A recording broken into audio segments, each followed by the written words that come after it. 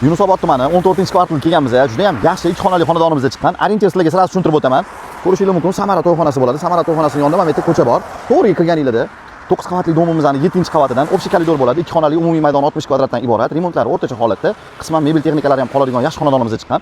Narxini sira aytib o'taman. Narxi 59500 qo'ygan o'rtoqlar. Narxi juda ham suruvchi narx. Ipoteka qilib olsanglar ham bo'ladi. Kimga qiziq bo'ladigan bo'lsa, pastdagi raqamlarga aloqaga chiqasizlar. Shunaqa yaxshi lokatsiyadan 2 xona qidirayotgan tanishlarga videoni jo'natib qo'yinglar. Videomizga like bosib esingizdan chiqmasin. Va albatta Telegram kanalimizga obuna bo'linglar, chunki Telegram kanalimizda uylar juda ham tez sotilib ketyapti. Endi esa uyimizdan to'liq obzorini ko'rib chiqamiz. Qani ketdik. Главный podyezddan kiruvchi eshigimiz, kattagina prixoshkamiz bor, o'zining stroyli mebellari bor. Hop, kirishimiz bilan o'ng qo'limizda mana sanuzilimiz, hammomimiz bo'ladi. Sanuzil razdelniy. Hop, bu yoq tomonimizda mana kattagina zalimiz, 5 ga 5 bo'ladi zal. Bu yoq tomon balkonning zonasini agar qo'shib yuboradigan bo'lsanglar, 5 ga 6 bo'ladi zalimiz.